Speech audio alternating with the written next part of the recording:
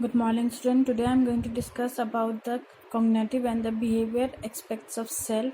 So basically here they have differentiated between the cognitive and behavior aspect. So under cognitive aspect we are going to talk about the self concept, self esteem. So these are the two self that will be coming under the cognitive. And if we talk about the behavior aspects of self-efficacy, Bandra notion of self-efficacy and self-regulation, self-control, and the techniques to control behavior, all these comes under the behavior aspects of self. So let us understand what is self-esteem.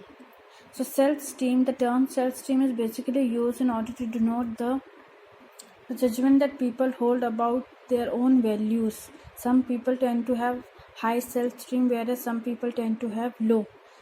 So basically here they're talking about the people who tries to give their opinions. Those people tend to have the high self-esteem as compared to the people who are unable to form their judgment. They have low self-esteem. Now basically the self-esteem tend to be formed around the age 6 to 7 years of old children. Basically they are high on self-esteem. They start developing their values and they start forming their judgment.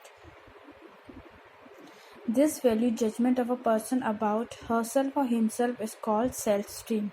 So this is the definition of self-esteem. Now if we talk about what is self-concept, the ideas means the opinion we hold about our competences. Competences means an idea or skill that is needed for something. So basically here they are talking about the idea or opinion we hold about our skills. An attribute is called self-concept. Now the term attribute means assigning causes to a particular behavior. When we try to give cause to a particular behavior, if the child is behaving in an aggressive manner and we try to attribute, we try to find out the cause, that denotes the term attribute. So here they are talking about self-concept is basically about one's ideas and their attribute. So this is the cognitive aspects of self. So basically people are able to form ideas on the basis of their cognition. So this comes under the cognitive aspects of self. Now let us understand what is self-efficacy.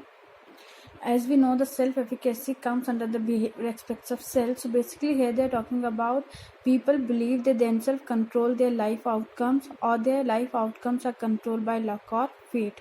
For example, किसी की job लगना or passing an examinations is on the basis of their luck. So people believe that their outcomes of life are controlled by two factors, that is luck, fate, or situational factors. Now let us know what does the Bandra notion of self-efficacy is based on. Now the Bandra notion of self-efficacy is based on the social learning theory. Is based on the social learning theory, which states that children and adults learned to behave by observing and imitate other individuals. So basically here they are talking about the children and adults, they learn to behave in a particular surrounding when they observe other people and then they imitate those people. Imitate means they tend to copy their habits in their own behavior. So people learn to behave on the basis of the how other people in the surrounding behave. The term social learning is used so that the individual, here they are talking about the children and adult basically learns from one surrounding through interaction with other people. So their behavior is basically molded by observation and imitating other people in the society. Now what is self-regulation? Self-regulation is this comes under the behavior aspect of self. Some people are high in self-regulation whereas some people are not.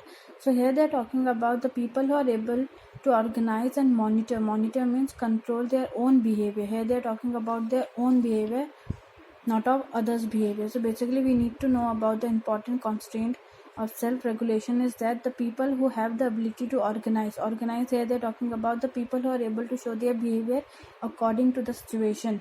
So those people tend to be high on self-regulations. Now people who are able to change their behavior according to the demands of the external environment are high on self-monitoring. Now for example in many situations, Life requires resistance to situation pressures and control over ourselves.